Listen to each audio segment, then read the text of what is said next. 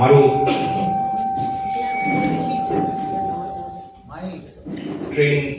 Train এখানকার বিভ্রাট হওয়ার কারণে আমি একটু দেরি করে পৌঁছেছি। ফলে আমি একেবারে কম সময়ের মধ্যে যত দ্রুত সম্ভব আমার সামান্য কিছু যে বলার সুযোগ আপনারা দিয়েছেন এখানে সেইটার সদ্ব্যবহার করার চেষ্টা করছি। হ্যাঁ, না আমার প্রথম যখন সুদেবের সঙ্গে কথা হয় তখন কথা শোনার পরে বিশেষ করে বিস্মৃত গল্পকার এই এই এই শব্দগুচ্ছ শোনার পরে একই সঙ্গে খানিকটা আগ্রহ হয়, আবার খানিকটা যাকে বলে মন খারাপও হয় যে এইটা একটা বর্গ আমাদের আলোচনায় করতে হচ্ছে বিস্মৃত গল্পকার, সেইটা ভেবে। কিন্তু তারপরে আবার এটিও ভাবি যে এটাতে খুব বিরাট মন খারাপ হওয়ারও খুব কিছু নেই। বিস্মৃতি একটি স্বাভাবিক ঘটনা।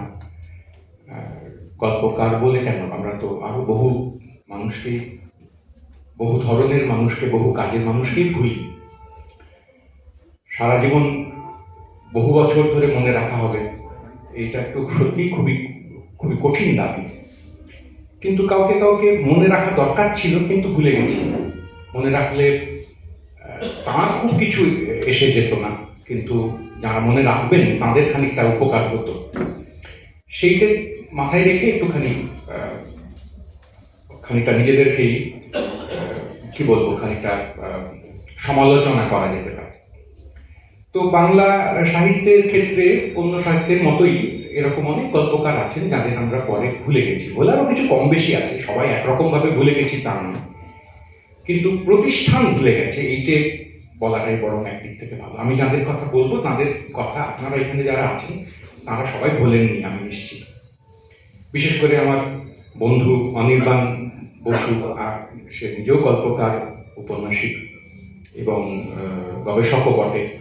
তো এইরকম ক্ষেত্রে মাঝে মাঝে আমি ওর সঙ্গে কখনো কখনো কথা বলার চেষ্টা করে একটুখানি বাজিয়ে দেখার মতো আর কি, যাকে বলে যে অনির্বাণের খাতায় নাম আছে কিনা।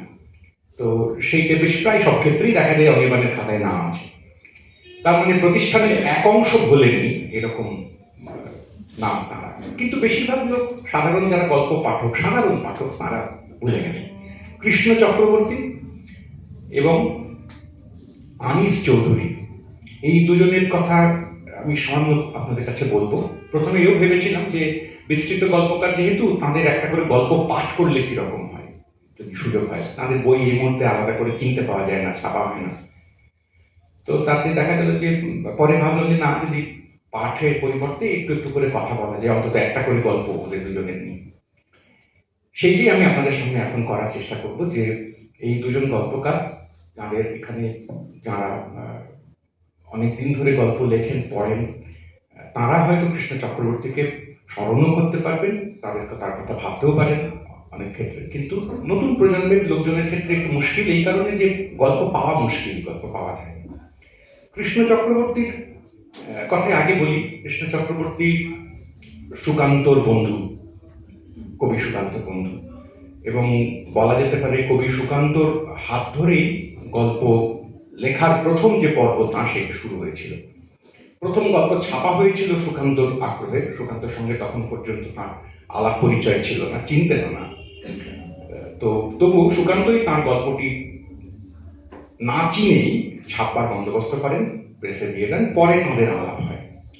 পরে সুকান্তরই মধ্যস্থতায় তাঁর গল্প পরিচয় পত্রিকায় ছাপা হয়, আরো অন্য পত্রিকাতেও ছাপা হয়। অরণি পত্রিকাতেও সুকান্ত এবং কি বলে কৃষ্ণ চক্রবর্তী, এদের দুজনের লেখা পরপর ছাপা হয়েছিল। এবং খুবই মজার একটা গল্প হচ্ছে এই যে, পরে কৃষ্ণ চক্রবর্তী 1960 সাল নাগাদ সুকান্তকে নিয়ে একটা স্মৃতিকথা লিখেছিলেন, স্মৃতিকথা ও মূল্যায়ন এই নাম নিয়ে। তো সেইখানে এই এই কথাগুলো উনি উল্লেখ করেছেন যে সুকান্তর সঙ্গে পরিচয়, যোগাযোগ, গল্প নিয়ে কথাবার্তা। এবং অরণি পত্রিকায় যখন দুজনেই গল্প জমা দিতে গেছেন, তখন অরুণ মিত্র সেখানে ছিলেন, আরো অনেকেই ছিলেন। তো তাদের এতে দেখা যাচ্ছিল যে দুটো গল্পই লিখেছেন দুজনে, কিন্তু কপি করা হয়েছে একই হাতের লেখা। অর্থাৎ দুজনের মধ্যে কার হাতের লেখা সেটা ওখানে বলা নেই, দুটো গল্পই একই হাতের লেখা, কিন্তু তলায় নাম দুটো আলাদা। তো গল্প জমা নেওয়ার পরে সম্পাদক তখন বলেন যে হাতের লেখা একই দেখছি, কোনটা কার। তখন তারা নিচে নামটা সই করে দেন, ভালো লাগে। তো এতটাই বন্ধুত্ব ছিল সুকান্তর সঙ্গে। এবং পরিচয়, অরণি এরকম পত্রিকাতে তো বটেই। তারপরে সুকান্ত চলে যাওয়ার পরে গল্প আর লেখা প্রচুর হয়। সুকান্ত সম্পর্কে যারা পরে লিখেছেন তারা অনেকে খানিক কটাক্ষ সুরেও লিখেছেন। এক ছিল কৃষ্ণ চক্রবর্তী, রোজই একটা করে নতুন গল্প নিয়ে চলে আসতো সুকান্তকে পড়ানোর জন্য, এরকম ভঙ্গিতেও কিছু কথা আছে। তো সেই কৃষ্ণ চক্রবর্তী পরে আরো অন্য পত্রিকাগুলোতেও লিখেছেন, কিছু উপন্যাসও লিখেছেন। আপনার উপন্যাস অনেকেই হয়তো পড়েওছেন, অনেকেই পড়েছেন। তার মধ্যে একটি উপন্যাসের কথা, যেমন পাণ্ডব পক্ষের কথা অনেকের মনে থাকবে। চোরাবালি নামক একটি উপন্যাসের কথা বিশেষ করে কিন্নরদা ঘাড় নাড়ছেন, এবং আরো অনেকেই হয়তো সেগুলো এই উপন্যাস তখন দেখেছেন, পড়েছেন।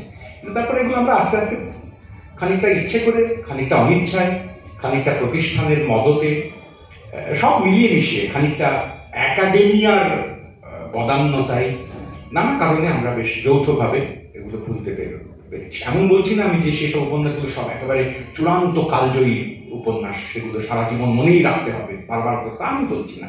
মানে ত্রুটি খামতিও আছে।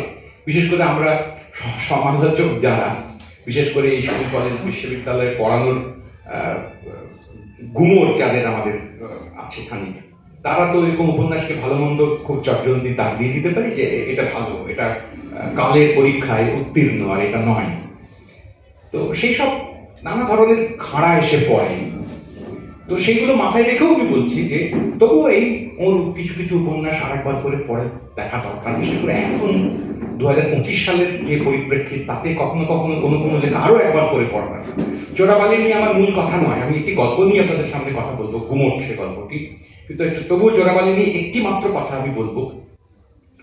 চোরাবালি কাশীপুর বরানগর যে হত্যাকাণ্ড, সেই হত্যাকাণ্ডের খুব কাছাকাছি সময়ে লেখা, এবং সেই হত্যাকাণ্ড এবং তাতে অংশগ্রহণকারী বিপ্লবী কর্মীদের সঙ্গে আর এক ধরনের বিপ্লব মনস্ক যে মানুষজন, তরুণ, তাদের এক ধরনের ডায়ালগ, অত অত অত কাছাকাছি সময়, সে ডায়ালগ পরে অনেকে লিখেছেন কিন্তু অত কাছাকাছি সময় এবং একটু দরদি ডায়ালগই বলবো একদিক থেকে, সেইটা পাওয়া যেতে পারে যে এমন একটা উপন্যাস আমাদের খুব কম আমাদের এই ধরনের লেখা।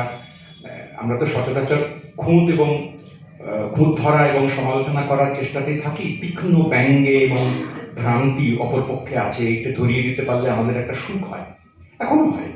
বড় অর্থে বাম ঘরানার লোক, বড় অর্থে বস্তুবাদী চিন্তা ভাবনার লোক, কিন্তু এই বস্তুবাদী বাম চিন্তাধারার লোকজনের মধ্যেই যে খানিক খানিক মতের তফাৎ আছে, সেইগুলিকে খুব তীক্ষ্ণভাবে আক্রমণ করতে পারলে আমাদের এক ধরনের তৃপ্তি হয়। মানে এই তৃপ্তিটা হয় যে আমি ঠিক ছিলাম, এই কথাটা প্রতিষ্ঠা না করতে পারলে আমাদের খুব অসুবিধা হয়। তো সেই রকম লেখা আছে অনেক, এই লেখাটা ঠিক সেই রকম নয় চোরাবালি। কিন্তু লেখকের বা ঔপন্যাসিকের যে নিজের বক্তব্য বা নিজের দৃষ্টিভঙ্গি, তা গোপনও সেখানে নেই, সব একসঙ্গে মিলে যাওয়া তাও বলা নেই, সমালোচনাও আছে, কিন্তু সেই সমালোচনার মধ্যে একটু দরদযুক্ত সমালোচনা আছে। এইটাই আমি বলতে চেষ্টা করছি যে কৃষ্ণ চক্রবর্তীদের লেখার মধ্যে এইটাখানি খুঁজে পাওয়া যায়। পরে কৃষ্ণ চক্রবর্তী অনেক অনেক ধরনের লেখক পত্রিকায় লিখেছেন নতুন সাহিত্য, যে পত্রিকাটি একটি চমৎকার পত্রিকা ছিল, উঠে গেছে বহুদিন হলো।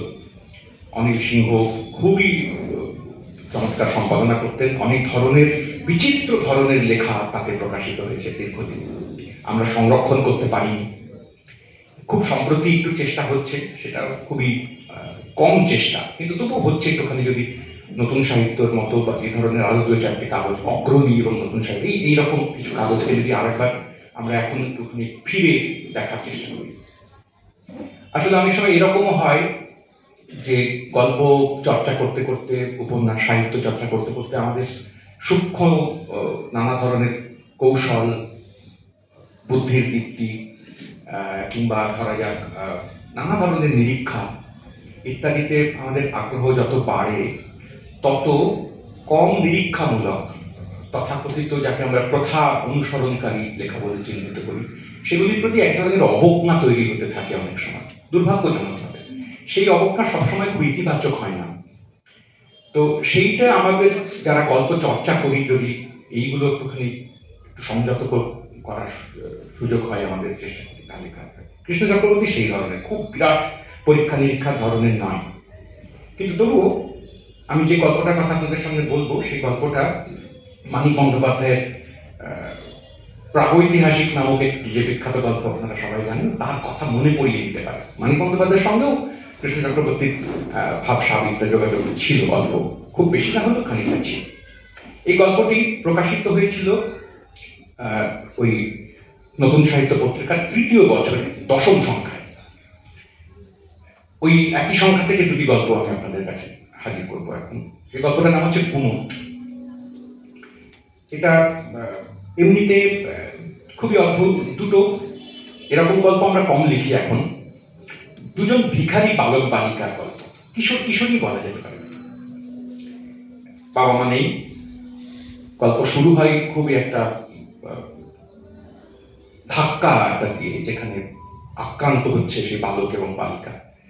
একজনের নাম ভূত, আর যে বালিকা সেই বালিকা তার নাম হচ্ছে বাতাসী। ভূত আর বাতাসী তাদের দারিদ্র, একাকিত্ব, নিঃসঙ্গতা, সীমাহীন দারিদ্র তার ছবি দিয়ে শুরু হয়। তারা ভিক্ষা করে এবং এমন একটা জায়গায় তারা থাকে যে জায়গাটা খুবই থাকার মতো নয় যাকে বলে। সেখানে তাদের মা ছিলেন এককালে, মারা গেছেন বেশ কিছুদিন হলো, ওলা ওঠায় মারা গেছেন, বুঝতে পারা যাচ্ছে কলেরা হয়েছিল আচমকায় দুম করে। তখন বাতাসী খুবই ছোট, ভূত খানিকটা বড়, এবং ভূত আর বাতাসী তারা ভাই বোন। কিন্তু গল্প প্রথম একটা পর্ব পর্যন্ত এভাবে এগোতে থাকে যে বাতাসী ভূতকে কিছুতেই দাদা বলে ডাকবে না, ভূত বলেই ডাকবে। আর ভূত তাকে খুব রেগে যায়, তার একটা কর্তৃত্বের সুযোগ থাকে, সে যে দাদা এটা সে বারবার শুনতে পেলে তার খানিকটা আনন্দ হয় বা মারধরও করে কখনো কখনো। আর বোন দাদাকে খুবই ভালোবাসে, সে মার খায়, কখনো অভিমান করে, তারপর আবার দাদা বলে, তার ইচ্ছে করে না তাও বলে। এরকম ভাবে গল্প শুরু হয়, প্রথম ১-১.৫ পাতা ২ পাতা। তারপরে আমরা গল্পের আদত জায়গায় গিয়ে পৌঁছতে থাকি, যেখানে দেখা যাবে যে কোনো এক কলকারখানা কেন্দ্রিক শহর, নাম বলা নেই, সেখানে একটা ঘাট আছে, হুগলি জেলার কথা আমাদের মনে পড়তে পারে। সেই ঘাটের পাশে ভিখারিরা বসেন। সেই ভিখারিরা যেখানে লাইন দিয়ে বসেন সেইখানে ভূত একটা জায়গা নেয় ভিক্ষা করবে বলে। কিছু কিছু টাকা পয়সা তার উপার্জন হতে থাকে, কম মারপিট করতে হয়, বিভিন্ন অন্য ভিখারি যারা থাকে তাদের সঙ্গে হাতাহাতি চলে, জায়গা কেন নিলি এই সমস্ত বলে। তারপরে লড়ে মরে ভূত একরকম করে থাকে। কোনো কোনো দিন তাদের এই ভিক্ষার পয়সার পরে পেয়ে তাদের একটুখানি ভাত রান্নার সুযোগ হয়। প্রথম এতেই পাওয়া যায়, যখন ভিক্ষা করে ২-৪টে পয়সা উপার্জন হচ্ছে সেই সময় বাতাসী তার দাদাকে বলে যে আজকে রান্না হবে। হাঁড়ি টাড়ি কিছু নেই, পাত্র টাত্র নেই। এইখানেই আমরা পাঠক হিসেবে বুঝতে পারি যে এদের মায়ের স্মৃতি কিরকম ভাবে ছিল। এই জমি এর মধ্যেই মা এককালে ছিলেন, হঠাৎ এক সময় আচমকায় একদিনের মধ্যেই মা দুম করে চলে যান। তারপরে বাতাসী এবং ভূত বড় হতে থাকে, লড়তে থাকে, বাঁচতে থাকে। এটা দ্বিতীয় পর্ব। দ্বিতীয় পর্বে এইটুকুই মূলত পাওয়া গেল যে ভূত একটা ভিক্ষার কাজে যুক্ত হতে পেরেছেন, বাতাসী একরকম করে দাদাকে আঁকড়ে থাকছে, একটু একটু রান্নার চেষ্টা সে শিখছে এবং করছে, একটু সংসার হবে, ঘর হবে, সাফসূত্র হবে, কিন্তু তাতেও চলছে না সংসার। তৃতীয় পর্ব গল্পে ঢুকে যায় এখানে, সেখানে একটা আশ্চর্য মজার এপিসোড আছে। এই ঝগড়াঝাটি লড়াই যখন চলছে, ভূত অন্য ভিখারীদের সঙ্গে যুদ্ধ করছে, এই সময় আচমকা যে খবর আসে যে চন্দ্রগ্রহণ আছে সামনে। তো তাতে ভিখারি ভূত তার একেবারে মন নেচে ওঠে, চন্দ্রগ্রহণ আছে, তার মানে তো খুবই উপার্জন হবে, চমৎকার। এটা অনেকে হয়তো খেয়াল করবেন বা কেউ কেউ নাও খেয়াল করতে পারেন। কলকাতা শহর লাগোয়া যে মানুষজন তাদের অতটা হয়তো চোখে পড়বে না, কিন্তু মফস্বলের মানুষ এটা খানিক জানেন যে গ্রহণ লাগবার দিনে যে স্নান করবার ধুম পড়ে গ্রহণ চলাকালীন নদীতে, সেই সময় একটা প্রায় মেলার মতন অবস্থা তৈরি হয়ে যায় কোথাও। তো ভিখারিদের তাতে খুব আগ্রহ, গ্রহণে তত আগ্রহ নেই। গ্রহণ লাগলে খুব ভালো, কেন না প্রচুর আয় হবে। তো ভাই বোনের কথা হয় যে তাহলে গ্রহণ লাগবে, কি আনন্দ, প্রচুর উপার্জন হবে, ইত্যাদি ইত্যাদি। এই সমস্ত বলে গল্প তৃতীয় এবং সবচেয়ে জরুরি পর্বে ঢুকে পড়ে। 4টে পর্বে আমি ভাগ করছি গল্পটাকে। এবং ভূত তারপরে বাতাসীকে বলে যায় যে যাবি কিন্তু ঠিক সময়, আমি চলে যাচ্ছি আগে।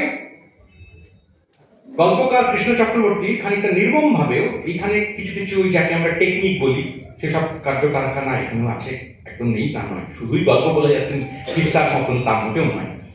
যাকে প্রাতিষ্ঠানিক নানা রকম পরিভাষা ইত্যাদি ব্যবহার করে ন্যারেটোলজির নানা চক্রে এখন ওই কথকের অবস্থান ব্যাখ্যা করতে গিয়ে ফোকালাইজেশন ইত্যাদি নামে দেখা হয়, যে কার চোখ দিয়ে আসলে কথাটা বলা হচ্ছে। কথকই বলছেন কিন্তু ফিগারাল ফোকালাইজেশন, একটা গালভরা নাম দেওয়া হয়েছে।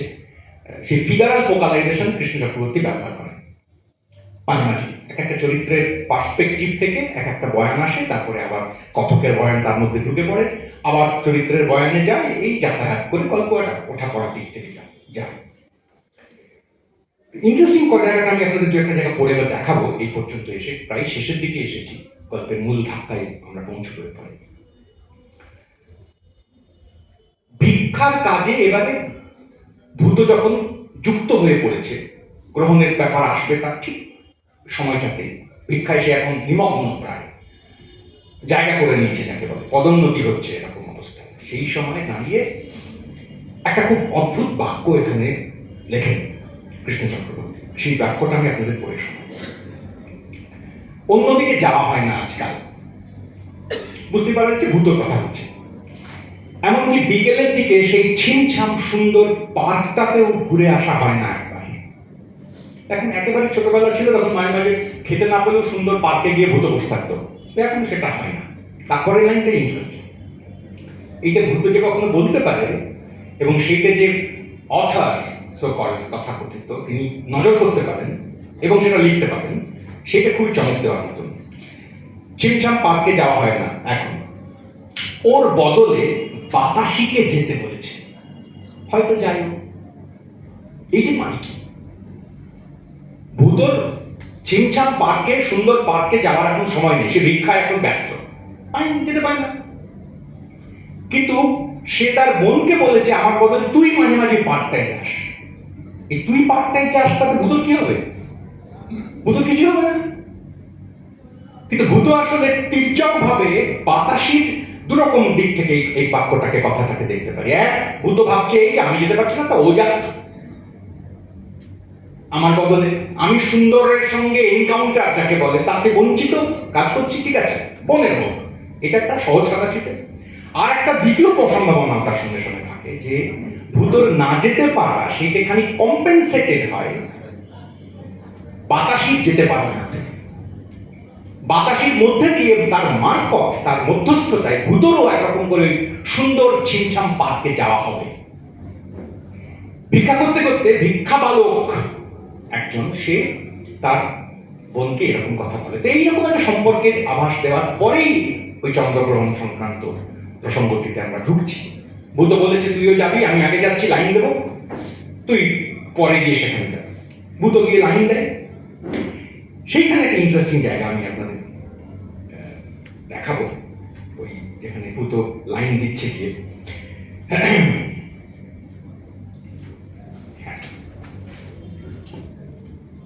গ্রহণের দিন সকাল থেকে ভিড়িয়ে এসে জুটেছে স্নানঘাটের সম্মুখ থেকে 3 সারে। একটু লক্ষ্য করবো আমরা যে এই কথনের মধ্যে চোখটা কার, এটা একটু লক্ষ্য করবো। বলছেন তো কথক স্বাভাবিক, কিন্তু কার চোখ? ওই যে আমরা এখন ভাগ করি না যে হু সিজ আর হু সেজ, এই দুই ভাগের মধ্যে সেরকম ঠিক সেই জায়গাটা। সকাল থেকে ভিড়িয়ে এসে জুটেছে স্নানঘাটের সম্মুখ থেকে 3 সারে লাইন দিয়ে চলেছে একজনের পেছনে আরেকজন। লাইন দিয়ে ভিখিরি মানুষজন যান। মধ্যবিত্ত মানুষের সাধারণ বৈশিষ্ট্য হচ্ছে একটু দেখে না দেখার চেষ্টা করা। বাবা ওইদিকে ভিখিরিরা যাচ্ছে, পাশ দিয়ে চলে গেল। কিংবা কেউ কেউ এমন মন্তব্য করতে দেখেছি, খুবই দেখেছি, কাছের লোককেও দেখেছি, বাবা এদের জ্বালায় আর হাঁটা যায় না রাস্তায়। তো কৃষ্ণ চক্রবর্তীর মতো লোক সেইটি খুব মনোযোগ দিয়ে দেখেন, লাইন দিয়ে গায়ে হাত দিয়ে দিয়ে, যেন ওখানেও একটা নিশ্চিত গণতন্ত্রের পদ্ধতি রাখতে হবে, ধুমধারাক্কা করে আগে পিছিয়ে চলে যাওয়া যাবে না, সেই বিশেষ শৃঙ্খলা রাখতে হবে। স্নানঘাটের সম্মুখ থেকে 3 সারে লাইন দিয়ে চলেছে একজনের পেছনে আরেকজন। বেলা বাড়ছে, লাইনও বেড়ে চলেছে ক্রমেই।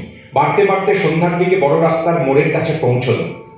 যেন সার বেঁধে নেমন্তন্ন খেতে বসেছে সবাই। নতুন নতুন ভিখারি, যাদের বড় বেশি দেখা যায় না এই তল্লাটে। এত ভিখিরি আছে এ শহরটায়, অন্য সময় থাকে কোথায় এরা? এই বয়সটা কার? সাদামাটা লোক লেখক বলছেন, কিংবা আরেকটুখানি দু আনা চার আনা বেশি লেখাপড়া তত্ত্বমত্ত করে লোক বললে লেখক না, এটা কথক বলছেন। এ পর্যন্ত কি থেমে যাওয়া যেতে পারে? কৃষ্ণ চক্রবর্তী বলছেন মাঝখানে, বা তার তৈরি করা কথক বলছে মাঝখানে, কিন্তু কৃষ্ণ চক্রবর্তীর ধাঁচের যে কমিটেড লেখবার যে যে যে ধরন, সেখানে এই ওই যেটাকে আমরা ফোকালাইজেশন বলছিলাম, সেটা মাথায় রাখলেই বুঝতে পারা যাবে যে এই কথাটা কৃষ্ণ চক্রবর্তীও বলছেন না, তার তৈরি করা কথকও আসলে বলছে না, তার মধ্যস্থতায় আসলে বলছে একটা ক্লাস। ওই ক্লাস এখানে ক্যারেক্টার আকারে নেই। যার ভয়েস এইটে, এই বিবৃতিটি যার ভয়েস, সেটাকে সাদামাটায় দুম করে কথকের বিবৃতি, অথরিয়াল ডিসকোর্স, এটা গালভরা নাম লাগিয়ে একটা লেবেল সাজিয়ে দিলেই চলবে না। এই অংশটুকু বলে যে লোকটা বা যে লোকেরা, সেই লোকেরা গল্পের মধ্যে প্রত্যক্ষত কোথাও নেই, কিন্তু ভরপুর আছে। তাদেরকে দাঁড় করিয়ে রেখে তাদের সামনেই গোটা ঘটনাটা ঘটিয়ে যাওয়া হবে। এই যে বাক্যটি শেষে এলো, এত ভিখিরি আছে এই শহরটা, অন্য সময় থাকে কোথায় এরা? এটা বললো ওই লোকটা যে ওই লাইন দিয়ে ভিখিরিদের চলে যাওয়ার পাশে খুব বিরক্ত হয়ে দাঁড়িয়েছিল আলগোছে, যাকে গল্পের মধ্যে ঢুকতে দেওয়া হয়নি। ওই লোকটা বলতো এটা। এরকম অজস্র জায়গা এই গল্পের মধ্যে, নুয়ান্স বলি যা আবার ইংরেজি লাগিয়ে মাঝে মাঝে, যে এরকমটা ওঠা পড়া থাকে গল্পের মধ্যে, ভয়েসের কত রকমের লোক যে কথা বলে একসঙ্গে, যে যেখান থেকে পারে গল্পটাকে টেনে তার মতো করে একটুখানি বলে নেয়, তারপরে আরেকটা লোক, আরেকটা ভয়েস, আরেকটা ক্যারেক্টার, আরেকটা পজিশন, তার মতো করে গল্পের আরেকটা অংশ বলে। এরকম অনেক লোক মিলে গল্পটা বলে, একটা কোনো লোক বলে এমন নয়। কিন্তু মাঝে মাঝে এই ক্ষেত্রে আমার মার্জনা করবেন, আমি অত বড় মাপের এবং বড় মনের দৃষ্টিভঙ্গির একজন গল্পকার তার খুঁত ধরছি, এটা খুবই একটা ধৃষ্টতার মতন ব্যাপার হচ্ছে। কিন্তু তবুও আমি একটা ছোট্ট বাক্য আপনাদের দেখাবো, যে কোথাও কোথাও কখনো কখনো এই রকম গল্প লিখতে লিখতে একটুখানি আরেকটু সংযম, আরেকটু যদি পাঠকের উপরে ছেড়ে দেওয়ার মতন সাহস করা যায়, তাহলে গল্পগুলো আরেকটু আঁট হতে পারে। আমি একটা এক্সাম্পল আপনাদের কাছে বলছি। এই গল্প চলছে ওই একই রকম গ্রহণের দিনের কথাই চলছে। তারস্বরে পাল্লা দিয়ে চেঁচাচ্ছে ওরা, বাবা মা বাবা। ওপাশে খোল করতাল বাজিয়ে কীর্তন শুরু হয়েছে দুদলে।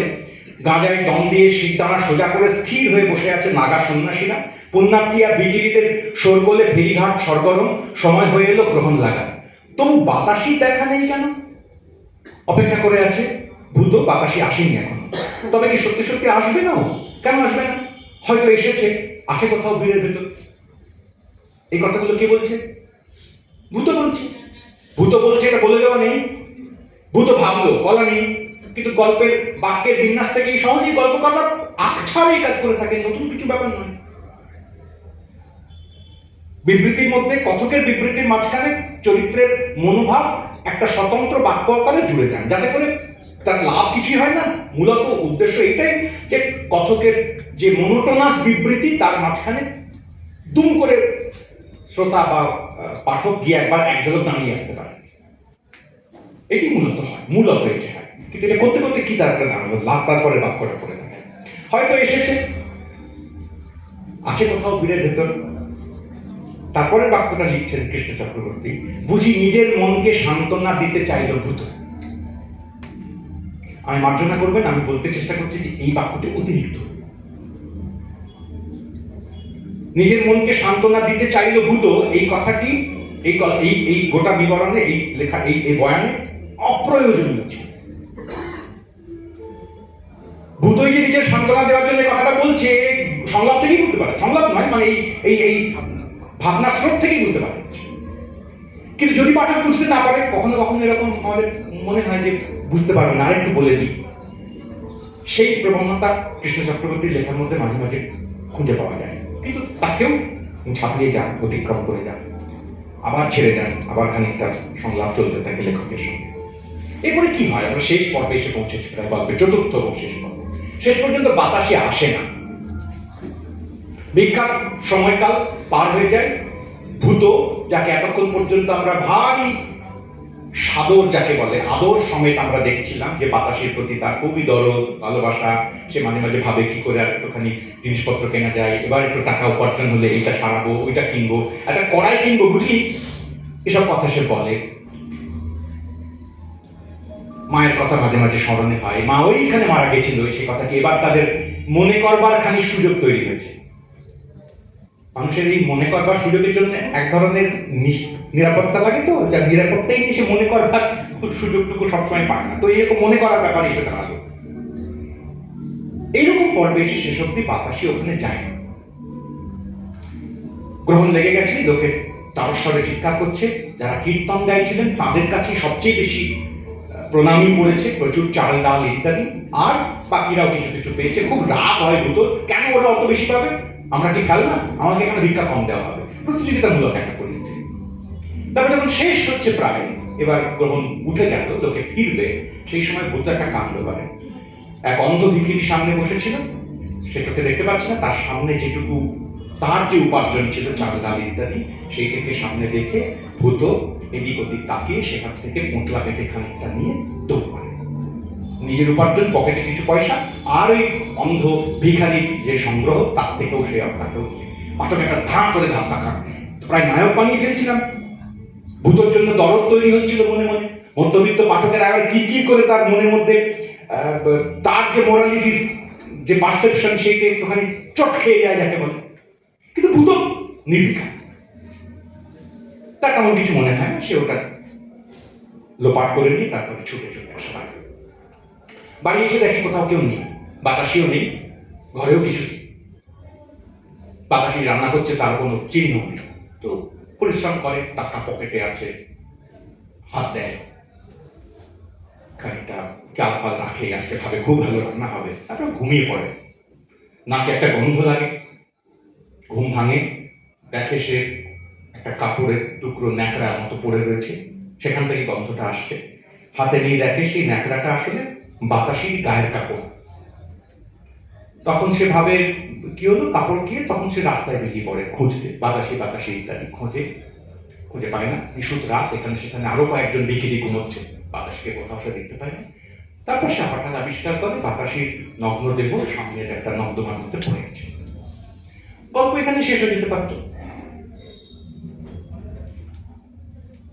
আমরা একটা করুণ গল্প পেতাম যে এরকম হলো, আহা দুই বালক বালিকা ভিক্ষা করতে গেল, ভিক্ষাও পেল, কিন্তু শেষ পর্যন্ত দেখে তার বোনটা মারা গেল, গল্প শেষ। কিন্তু গল্পখানে শেষ হয় কৃষ্ণ চক্রবর্তী তারপরে আরো ছোট ছোট দুটো কথা বলেন। এক নম্বর কথা হচ্ছে, তিনি তারপরে দেখেন বাতাসির কাছে গিয়ে, ও তার আগে এইখানে বলা হয়েছে, আমি মিস করে গেছি এটা, এই শহরের মাঝখানে একটা মড়ক লেগেছিল, মাঝে মাঝেই লোক মরে যাচ্ছিল, কিছু কিছু ভিখারিও মরে গেছে, একজন দুজন।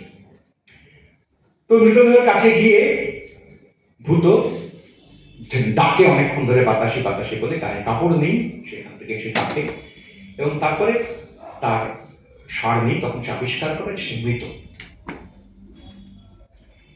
এই সময় ভূতর হঠাৎ আচমকা ধাঁ করে মনে হয় যে ওলা ওঠা, এবং সেই মৃতদেহটিকে সামনে রেখে সে তখন ছিটকে ওঠে এবং প্রচন্ড ভয় তাকে এখন গ্রাস করে, এবং সে দ্রুত সেখান থেকে ছুটতে থাকে, ছুটে পালাতে থাকে। এই ছুটে পালাতে থাকা ভূতর জায়গাটুকু আমি আপনাদের পড়ে শোনাবো, গল্প এখানেই শেষ হবে। ফুটফুটে রূপলি জ্যোৎস্নায় মনে হচ্ছে যেন ঘুমিয়ে আছে বাতাসি, হয়তো এখনই জেগে উঠবে, উঠেই দু হাতে মাথা চুল করতে শুরু করবে খসখস করে, এটা তার স্বভাব, প্রায় মাথা চুল করতো, উকুন। অনর দেহটাকে পাশে বসে থাকতে থাকতে অসহ্য ভয়ে বেদনায় দম আটকে আসতে লাগলো ভূতর, বুকের ভেতর হৃৎপিণ্ডটা আছাড় খেয়ে চলেছে, বুঝি এখনই ছিঁড়ে পড়বে ওটা। আচমকা ভূত দেখার মতো ঊর্ধ্বশ্বাসে দৌড়ে পালালো, ভয়, মৃত্যু যেন তেড়ে আসছে পেছন পেছন। রাস্তার মোড়ের কাছে একটা ঘুমন্ত পথিক কটা কুঁকড়ি শুকড়ি দিয়ে পড়ে আছে এখানে ওখানে, সেখানে এসে থমকে দাঁড়ালো ছেলেটা। এখন থেকে সে একাই প্রতিকূল পৃথিবীতে, জরাজীর্ণ চালাঘরে নিভৃতি পাবার নেশা ভেঙে গেছে চিরতরে।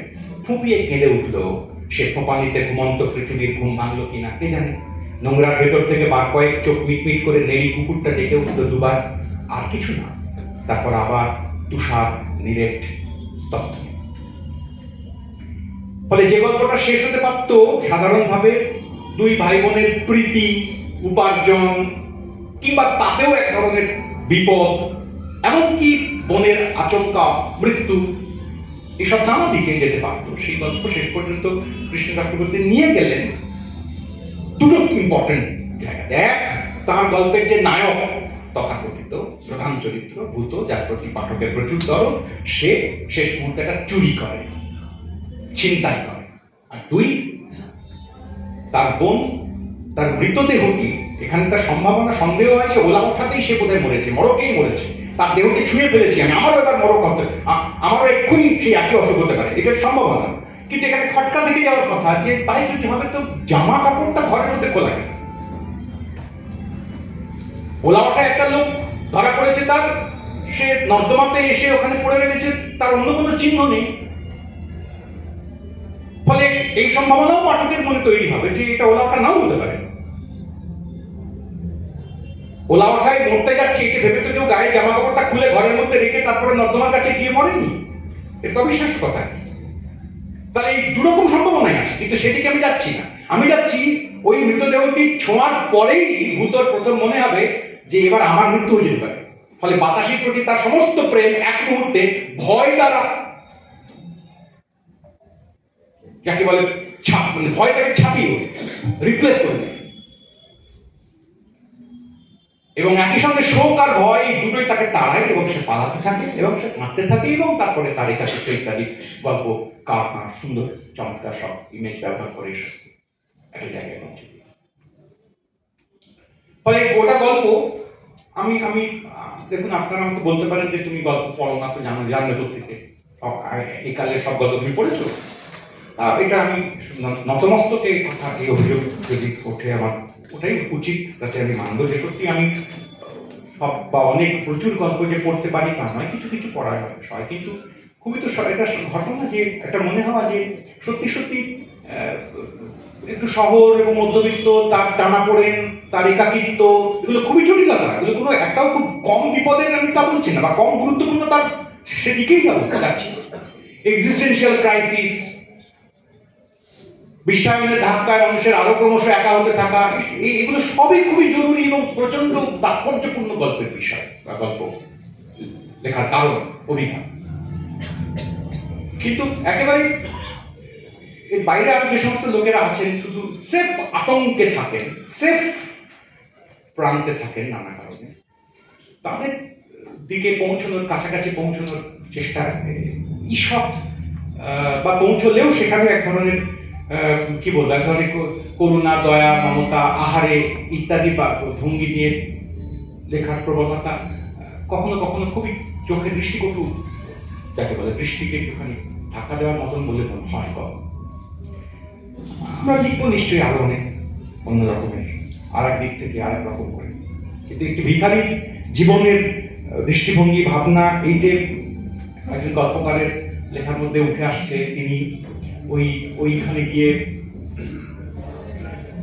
ওই ব্যাপারটিতে থেকে, ওইখান থেকে ওইটে হয়ে লিখে ফেলছেন। এরকম সংখ্যা কম হতে পারে। কৃষ্ণ চক্রবর্তীর মতো লোকেদের লেখা আমাদের কম পড়ার বা কম পছন্দ হওয়ার এটা একটা কারণ। দ্বিতীয় যার গল্পটি বলবো, আর 5-7 মিনিট সময় নেব আপনাদের, আবর্ত। ওই একই নতুন সাহিত্য পত্রিকার সংখ্যাতেই বেরিয়েছিল। আমি প্রথমটা বলবো ভেবেছিলাম, তারপরে এই দ্বিতীয়টিও ওই সূত্রেই বলবার চেষ্টা করি, একই সঙ্গে উল্লেখ করা উচিত। আনিস চৌধুরী এর কথাও আমরা এই বাংলায় বিশেষ করে খুব বেশি জানি না। তত না জানার একটা কারণ হচ্ছে এই যে আনিস চৌধুরী দেশভাগের পরে ওই দেশে চলে যান, পূর্ব পাকিস্তানে চলে যান, এবং তারপর সেখানে 1990 সাল পর্যন্ত তিনি জীবিত ছিলেন। 1929 সালে তাঁর জন্ম, 1990 মৃত্যু। ওনার প্রথম গল্পের বই কিন্তু বেরিয়েছে ওই দেশে যাওয়ার পরে, অনেক পরের দিকে, 78 সালে। আনিস চৌধুরী গল্প ছাড়াও অন্য আরো লেখা লিখেছেন, নাটক লিখেছেন বেশ কিছু, প্রবন্ধও কিছু আছে। গল্পকারও খুবই বেশ উল্লেখযোগ্য গল্পকার ছিলেন। পরের দিকে আস্তে আস্তে ওই বাংলাও ভুলে গেছেন, আর আমাদের তো কথাই নেই। আনিস চৌধুরীর কোনো বই এই বাংলায় আমরা কখনো ছাপতেও চেষ্টা করি। আমি কোনো কাউকে মানে খোঁচা দেওয়ার জন্য বলছি না, সেটা ওই বাংলার অনেক লেখকেরই লেখা আমরা ছাপিনি বই আকারে, তাদের খুব অপরাধ করেছি সবসময় তা নয়, নানা কারণে হয়। তো তার একটি খুব গুরুত্বপূর্ণ গল্পের বইয়ের কথা আমি আলাদা করে উল্লেখ করবো। 78 সালেই সেটা বেরিয়েছিল প্রথম, সুদর্শন লাগছে এই নামে। তাতে বেশ কতগুলো গল্প ছিল। আনিস চৌধুরী গল্প লেখার ধরনের মধ্যে অনেকে দাবি করেন, কেউ কেউ মনে করেন যে আনিস চৌধুরীর গল্পের মধ্যে এটা তো আমাদের আরেকটা এটা আমাদের মানে কি বলবো ধরন, যে কারোর গল্পে যদি দেখা যায় যে বাস্তব উপস্থাপনের প্রতিষ্ঠিত প্রচলিত চেনা পদ্ধতির বাইরে ঈষৎ ইশারামূলক কিংবা খানিকটা নড়বড়ে বাস্তবের ভঙ্গি যদি থাকে, তখন এই তো আমরা হচ্ছে কি বলে ম্যাজিক রিয়ালিজমের চর্চা দেখতে পাচ্ছি, এরকম বলবার একটা খুব চেষ্টা আমাদের থাকে। বইও লেখা হয়, এমনি বইও আছে বাংলা গল্পে ম্যাজিক রিয়ালিজম বলে। তো যাই হোক, আমি সেও বলছি না, সবাই লিখতে পারেন তার তার মতো করে, কিন্তু আনিস চৌধুরী সম্পর্কে কথাটা বলা হয় যে তিনি কি পশ্চিমের বা দক্ষিণের বা উত্তরের ম্যাজিক রিয়ালিজম, আনিস চৌধুরীর মতো লেখায় তার মতো গল্পে, তার লেখা গল্পেতে কবেই ম্যাজিক রিয়ালিজম এসেছিল আর কি। তো আমি সেসবের কথা বলছি না, আমি বলছি আনিস চৌধুরীর গল্পের বৈশিষ্ট্য ছিল কতটা এরকম, উনি নিজেও বলেছেন এই কথা যে গল্প তো পড়ে থাকে, পড়েই নিতে হয় শুধু, এটা একটা ধরন। একদল গল্পকার এরকম ভাবে মনে করেন, যেমন আমরা জানি বহু গল্পকার এরকম মনে করেন যে গল্প এরকম পড়ে থাকে না, তাকে কুঁদে কুঁদে পরিশ্রম করে খেটে গা গতর মুড়িয়ে চিন্তায় প্রচন্ড রকম সাইক্লোন উড়িয়ে তবে গল্প বানাতে হয়, গাঁথতে হয়। ওরকম আছে, পেলাম দেখতে, এরকম করে হয় না। এই ঘরানার গল্পকার খুবই মান্য গল্পকার তারা আছেন। আবার উল্টো পক্ষে গল্প আসে সরাসরি চটজলদি, তাকালেই পাওয়া যায়, চোখ চাই শুধু, এই দিকের গল্পকারও আছে। তো আনিস চৌধুরী এই ধারা, উনি এরকম বলতেন যে গল্প থাকে, দেখলেই পাওয়া যায়। এই যে ছোট গল্পটা আমি বলবো, এটা একেবারে ছোট, 3 পাতার গল্প, একটা পত্রিকায় পৃষ্ঠারিতে, খুবই সামান্য, সত্যি কিছু নেই। এই গল্প প্রকাশিত হয়েছে, আমি আবার বলছি, ওই 4-এর দশকে। ফলে আজকে 4-এর দশকের পর থেকে এই প্রায় আমরা 80 বছরের কাছাকাছি পার করে ফেলছি, 70 তো পেরিয়ে গেল। সেই সময়ের মধ্যে আমরা গল্পে যে সমস্ত ভঙ্গি এবং তার যে উচ্চতা অর্জন করেছে বাংলা ছোট গল্প, মধ্যকালের আরো অজস্র খুবই ক্ষমতা সম্পন্ন, খুবই উপযুক্ত যোগ্য গল্পকারদের মধ্যস্থতায়, সেই চিহ্ন পড়ার সেই অর্জন থাকার পরে যখন এই গল্পের কাছে কখনো কখনো আমরা ফিরি, তাতে খানিকটা মনে হতে পারে যে ভারী নিরলঙ্কার, অতিরিক্ত নিরলঙ্কার, কিংবা খুব কিছু তেমন কিছু তো পাওয়া গেল না, এটা এমন কি আর, এর থেকে এরকম 400 গল্প লেখা হয়েছে, তা হয়েছে, এটা ঠিকই, কিন্তু আমাদের খেয়াল রাখতে হবে 4-এর দশকের একটা গল্প, সেটাও খেয়াল রাখতে হবে। কি আছে এখানে? ছোট্ট বাংলা গল্পে এমনিতেই মুসলিম চরিত্র বলতে যা বুঝি আমরা, ধর্ম বিশ্বাসে, আচরণে, সামাজিকতায়, সেরকম এমনিতে তো অপেক্ষাকৃত কম পাওয়া যায়। তার দুটো কারণ, এতেও কাউকে খুব একটা দোষ দেওয়ার বা বিরাট অভিযোগ করার কিছু বলছি না। দুটো কারণ প্রধানত, যে অমুসলিম গল্পকার যারা, তাদের পরিচয়, তাদের যোগাযোগ, তাদের পরিবেশ, তার মধ্যে তত সুযোগ নেই পরিচিত হওয়ার, সেই কারণে গল্পেও আসে না, এর মধ্যে অস্বাভাবিক কিছু নেই। উল্টো পক্ষে মুসলিম সমাজের যে মানুষজন, তারা আরো ভালো করে, আরো চর্চা করে, আরো পরিশ্রম করে গল্পকার হয়ে উঠবার জন্য যে ধরনের পরিশ্রম এবং প্রচেষ্টা ধারাবাহিক নেওয়া দরকার, তার সুযোগ পান না বা চান না, তাও হতে পারে। সবসময় সুযোগ পান না বলেই বা আমি বাতিল করবো কেন, নানা রকম প্রসঙ্গ হতে পারে, তার ফলে এটা কম। যদিও এইটা দেওয়ার অভিযোগ দোষারোপেরও চেষ্টা একটা করি আমরা, রবীন্দ্রনাথ কেন মুসলমানদের নিয়ে বেশি লেখেননি, এই অভিযোগ রবীন্দ্রনাথকেও শুনতে হয়েছিল যে আপনি তো সবই করলেন, মুসলমানদেরকে নিয়ে আপনি কিছু নেই। এটা খুবই এই অভিযোগটা খুব একটা ন্যায্য অভিযোগ নয়। যাই হোক, সে আবার অন্য প্রশ্নে যাচ্ছি। আমি আনিস চৌধুরীর গল্পটা প্রসঙ্গে বলি। তার এই গল্পের চরিত্ররা মুসলমান, দুজন, দর্জি, ওস্তাদ, একজনের নাম আমিনা, আর ফাতিমা, আমিনা বলছি, ফাতিমা আর আমিন, এই দুজন স্বামী স্ত্রী। তার ছোট্ট 4 পাতার গল্পের মধ্যে তাদের দারিদ্রের কথাই আছে, অন্য কিছু না। দারিদ্রের কথা জোর করে করে লিখতে হবে, না লিখলে খারাপ গল্প, এরা আমি বলছি না। দারিদ্র না দেখলে লিখবেন করতে, গল্প যদি দারিদ্র এর মধ্যে না থাকেন আন্তরিকভাবে, তাহলে জোর করে দারিদ্র লিখতে গেলে সেটা খুবই বানোয়াট একটা ব্যাপার হওয়ার কথা।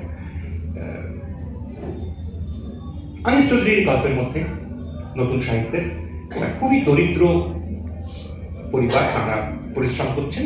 গল্প শুরু হয় একটা অকিঞ্চিতকর ঘটনা দিয়ে, একজন মেশিনের নড়বড়ে সেলাই কল চালাচ্ছেন, পা ধরে আসছে। ওই প্যারাগ্রাফটা আমি পড়ে শোনাবো আপনাদের, একটু খুব মিঠে এবং সাপ একই সঙ্গে, একটা বিবৃতির ধরন আর কি, যেখানে কল চালানো লোকটি তার পায়ের বিবরণ দিচ্ছেন গল্পকার, খুবই জমাট। নড়বড়ের সেলাইয়ের কলটা নিয়ে ওর ঝঞ্ঝাটের অন্ত নেই। পাদানির উপর পা চালিয়ে বেগ তুলতে হয় চাকায়, আর ক্রুদ্ধ সূচটা ফনা তুলে এসে কাপড়ের বুকটা খুঁড়ে দিয়ে যায় অসহনীয় যন্ত্রণায়। বোঝা যাচ্ছে গল্পের সূচ, সুতো, কাপড় এইসবের মধ্যে যেসব মেটাফর এসে বাসা বাঁধছে, সেই মেটাফরেরা কি কারণে এইরকম এই বিশেষ মেটাফর তারা নিচ্ছে, এই বিশেষ উপমা তারা নিচ্ছে, এতে বোঝার কোনো অসুবিধা নেই। সত্যি তো আর সূচের হয় না, এটা ট্রান্সফার্ড এপিথেট এর মতন, সূচের কিছু হচ্ছে না, হচ্ছে যে লোকটা দেখছে এবং কাজ করছে তার। 17 বছরের ছেলে থাকলে একদিনে মানুষ হয়ে উঠবে, অথচ এই সেলাইয়ের কলটা ক্রমশই ওর ভাবনা হয়ে দাঁড়াচ্ছে। বর্তমান যুগের একটা তুচ্ছতম আবিষ্কার নিয়ে যত ঝামেলা, তৃষ্ণার্ত দেহের পাঁজরে পাঁজরে শুধু তেলের তৃষ্ণা। হপ্তায় নিদেন পক্ষেও 1 ছটা, কত মেটাবে আমি? একটা গোটা প্যারাগ্রাফের শেষ বাক্যের শেষ শব্দটিতে আমি, তাকে ধরা গেল। তার আগে পর্যন্ত কোনো নাম নেই, ওর এই সর্বনাম দিয়ে চলছিল, এক ধরনের ডিস্টেন্স থাকছিল। এবার আমরা আমিনে এসে পড়লাম, তারপরে সেলাই কল চালাতে থাকা আমি, তার ক্লান্তি, এসব চলে। একটা তুচ্ছ অকিঞ্চিতকর ঘটনা, কাঁচি খুঁজে পাচ্ছে না, তারপরে এখানে ওখানে খুঁজছে, হঠাৎ করে তার স্ত্রীর গায়ে ধাক্কা লেগে গেল। স্ত্রীও খুঁজছিলেন, ফাতিমা, কিন্তু স্ত্রীকে যখন বলা হলো যে তোমার লাগলো বুঝি, স্ত্রী বলে না কিছু। তো এই যে স্ত্রী বললে না কিছু হয়নি, এমন কিছু নয়, এইটাতেও আমিনের একটা রাগ হয়ে যায়। কেন এরকম করে বলবে? একটু দেখি এই জায়গাটুকু, একটু বিরক্তির সুরে আমিন বলে, চুপ করে ভূতের মতন, সরি, দেরাজ খুললো না নেই। ব্যস্ততার সঙ্গে দেরাজ বন্ধ করতে গিয়ে চিৎকার শুনে চমকে ওঠে আমি। ফাতেমা ওর পিছনে দাঁড়িয়ে, বোধহয় দেরাজে কাঁচি খুঁজছিল। অন্ধকারে দেখতে পাইনি আমি, কেমন মার্বেল পাথরের মতো ঠান্ডা আর নির্বোধ এই মেয়ে ফাতেমা। ওই যে আবার পোকালাইদের সাথে কথা বলছিলাম, যে কেমন ঠান্ডা আর নির্বোধ মার্বেল পাথরের মতো মেয়ে এই ফাতেমা। বোঝা যাচ্ছে এ তো আর গল্পকারের নিজের কথা নয়, কতকেরও কথা নয়, এ তো ওই লোকটার কথা। কিন্তু কোথাও বলা হলো না, মনে হলো আমিনের, তাও বলা হলো না, আর গল্প গড়িয়ে চলে গেল, কনফিডেন্সের সঙ্গে চলে গেল। পাঠক বুঝে ফেললেন আরামসে, কোনো প্রবলেম নেই, এটা গল্পকার বলছেন না। একটু বিরক্তির সুরেই বলে আমিন, চুপ করে ভূতের মতো দাঁড়িয়ে আছো, বলতে পারো না? শুভ্র দাঁতের আকস্মিক হাসিটা কখন যেন মিলিয়ে যায় আমিনের নিদারুণ গাম্ভীর্যের শাসনে। একটু বিরতি নিয়ে আমিন বলে, হাতে লেগেছে তো? তা লাগবেই না, কিছু না, ও আমার হরদমই হচ্ছে। কাজ কি অত শত এ বাড়িতে? যদি আজকাল বাধা পেলেও কেউ মুখ বুঝে সইতে চায়, চাক না, তা কি করবে তার? আমি বাধা পেলেও যদি ব্যথা পেলেও মুখ বুঝে যদি সইতে চায়, তো সব বল, ব্যথা পেয়েছে, ধাক্কা লেগেছে, না সেটাও বলবে না। এতেও এক ধরনের বিরক্তি হয়। এই বিরক্তির তাহলে গল্প গড়াতে থাকে। প্রথম 2 পাতার মধ্যে আমিন আর ফাতিমার মধ্যেকার ভালোবাসা, লড়াই, না খেতে পাওয়া, কোনো রকমের ইজের তৈরি করা, কাপড় কেটে কেটে তারপরে হাতে বিক্রি করতে যেতে হবে। এই যে সেলাই মেশিনের কথা এতক্ষণ ধরে হলো, সে গল্পের মাঝখানে গিয়ে জানতে পারবো সেই সেলাই মেশিনটা আসলে ভাড়া নেওয়া, অন্য লোকের কাছ থেকে, নিজের মেশিন নয়। 17 বছর ধরে চলছে। হাতে বিক্রি করতে গিয়ে দেখা যায় যে তেমন বিক্রি হলো না, বা হলো 4-5টা, তাতে কিছু টাকা পাওয়া গেল। এইবার এতক্ষণ পর্যন্ত সেই বিরক্ত আমি, যে একবার ক্রুদ্ধ ফনার ছবি দেখছিল সূচে, সেলাইতে, কাপড়ে, যে এমনকি ফাতিমা কেন চিৎকার করে লাগলো বলছে না তাতে বিরক্ত হচ্ছিল, কাঁচি খুঁজে দিচ্ছে না কেন তাতে তার রাগ হচ্ছিল, তাকে নির্বোধ মেয়ে বলে মনে হচ্ছিল, মার্বেল পাথরের মতো ঠান্ডা শীতল। এইবারে সেই 4টে কাপড় বিক্রি হওয়ার দর্জি আমি, সে টাকাটা নিয়ে ফিরবার সময় ভাবে তাকে টাকা দিতে হবে, ভাড়া দিতে হবে, সে তো আছেই, কিন্তু মনে করে যে অনেকদিন ধরে ফাতিমা বলে যে একটু তেল চুলে দেওয়ার কথা। তো সে হেঁটে হেঁটে বাড়ি ফেরার পথে ওই 4টে টাকা নিয়ে তেলের দোকানের সামনে যায়, মাথার তেল, চুলে তেল দেওয়া। কেউ বলেনি তোকে, এমনি যায়। যেখানে দোকানে গেছে সেখানে হঠাৎ করে পিছনে হাত, দেখা যায় যে তার মেশিন, যে মালিক, সে বলছে ভাড়া দাও। তোমার তো বিক্রি হয়েছে আজকে। বলছে না, তেমন হয় না, হয়েছে, অনেকদিন ভাড়া বাকি পড়ে আছে। এবার দোকানে সে বলে দিয়েছে যে ওই বিশেষ তেলটা দাও, সে দোকানদার তেল বের করে দাঁড়িয়ে রয়েছে, আর পিছনে এই সময় এসে বলছে মেশিনের ভাড়া দাও। এই মাঝখানে দাঁড়িয়ে রয়েছে আমি। এইটুকু আমি আপনাদের কাছে পড়ে আমার কথা শেষ করব। 12টা টাকা, একটা টাকাও কম করলো না শাহজাহান। শাহজাহান মানে ওই মালিক। আমি বলে ভাড়া মিটিয়ে আজকাল যা আসে তাতে ওর পোষায় না, ছ না পয়সা ওঠাতে। দোকানদার তখনও চেঁচাচ্ছে, কি হলো, কেশ বিলাসী নেবেন, বড় বোতল না ছোট? কোনো কথা বলে না। আমি নাও বলে না যে না নেবো না, রেখে দিন, পরে আসবো, এইটাও বলবার মতো অবস্থায়। কোনো কথা বলে না। আমি না, কোনো কিছুতেই ওর কাজ নেই। ওর এক সপ্তাহ খাটুনি নিঃশেষিত। দাওয়ায় এসে বসে হাত পা ছড়িয়ে, গায়ে সেই কাঁপুনি, শিরায় শিরায় উন্মাদনা, পায়ের পেশি দুটো কাঁপছে উত্তেজনায়। রাতের অল্প প্রহরে ওর ক্রুদ্ধ চোখ দুটো এসে পড়ে সেলাইয়ের কলের উপর, অবচেতনের মতো টুলের উপর বসে পড়ে, আর অবিরাম গতি আনে চাকায়। কলকবজার আওয়াজ কেমন ভয়াবহ হয়ে ওঠে। আরো জোরে জোরে চোখ বুজে পাদানির উপর পা চালায় আমি। চাকাটা ঘুরে ওঠে, সূচটা তীব্র আক্রোশে হাঁপাতে থাকে। তারপর কখন ববিনের সুতোটা ছিঁড়ে যায়, ছিটকে পড়ে ভেতর থেকে কি যেন একটা, পা দুটো সজোরে চেপে ধরে আমি। গল্প শেষ। আপনাদের মনে পড়ে যাবে কারো কারো নিশ্চয়ই শিল্পী বলে একটা গল্পের কথা। একটু আলাদা, সেটা হবেই। একই বাক্য সকালে বিকালে বললে আলাদা বাক্য হয়ে যায়। কিন্তু ওই যে গল্প শেষে এখানে এসে দাঁড়ালো যে লোকটা, কিছু বললো না, না বলেই চলে এলো যে না তেল লাগবে না, আমার এখন পয়সা নেই, তো বলতে পারলো। তারপর বাড়ি ফিরে এসে এইসব করলো, হাঁপালো, আক্রোশ হলো, সূচটা তীব্র আক্রোশে কাটতে থাকলো কাপড়। আর কি বা কাটা যায় কাপড় ছাড়া? আর ওই যে একটা বাক্য আমরা পেলাম যে চাকাটা ঘুরে ওঠে, সূচ তীব্র আকাশে হাঁপাতে থাকে, আর কখন ববিনের সুতোটা ছিঁড়ে যায়, ছিটকে পড়ে ভেতর থেকে কি জানে। মেশিন আক্রান্ত হয়, পাঠক টের পান যে মেশিন আক্রান্ত হলো না, আসলে ছিঁড়লো, ভাঙলো, চুরমার হলো, মাটিতে ছিটিয়ে পড়লো, অন্য কিছু লোকটার ভেতর। এখানে গল্প শেষ হলো। এই গল্পের নাম হচ্ছে খুব ইন্টারেস্টিং, যেমন আগের গল্পটার নাম গুমট, তেমনি এই গল্পটার নাম হচ্ছে আবর্ত। একটা মেশিনের চাকা ঘোরা, সেটা একটা যেমন এর ইশারা হতে পারে, আবার ওই আমি যেখান থেকে শুরু করেছিল প্রথম প্যারাগ্রাফ পড়ছিলাম, যে প্যারাগ্রাফটা ওই সূর্যের কথা, আক্রোশের কথা, ক্লান্তির কথা, ওই প্যারাগ্রাফে গিয়ে এখন আমরা পৌঁছব। গায়ের ঘাম শুকিয়ে গেলে তারপর আবার ঘাম উৎপাদন করবার কাজ করতে হয়। যেই গায়ের ঘাম শুকলো, চলো আবার ঘাম তৈরি করি, এইরকম আবদ্ধ। তো নতুন সাহিত্য পত্রিকায় এইরকম দুটো গল্প একই সংখ্যায় পরপর ছাপা হয়েছিল। যে দুজন গল্পকারের নাম তাতে ছিল, তাদের এখন অন্তত পক্ষে তাদের কোনো গল্পই আমরা পড়ি না। কয়েকজন পুরনো মানুষ ছাড়া, যারা তাদের সঙ্গে গল্প লিখেছেন, তাদের সমসাময়িক প্রায় তাদের জুনিয়র বন্ধু হিসেবে ছিলেন, সেরকম মানুষজন ছাড়া এদের কোনো গল্প কলেজ স্ট্রিটে কিনতে পাওয়া যায় না। কোনো প্রতিষ্ঠানে এদের গল্প কখনো পড়ানো হয় না। ওই অনির্বাণের মতন একজন গবেষণা করলে তার পরিশিষ্টের কিংবা মাঝখানের 1.5 প্যারাগ্রাফ তাদের জন্য বরাদ্দ থাকে। এই হচ্ছে বিস্তৃত গল্পকারের ভবিতব্য। ভবিষ্যতে আবার 50, 70, 80 বছর বাদে অন্য কোনো গল্প মেলার অনুষ্ঠানে অন্য কোনো বিস্তৃত লেখকদের নিয়ে অন্য কোনো আলোচক, অন্য কোনো দর্শকের সামনে আবার কথা বলতেন বিস্তৃত লেখক হিসেবে।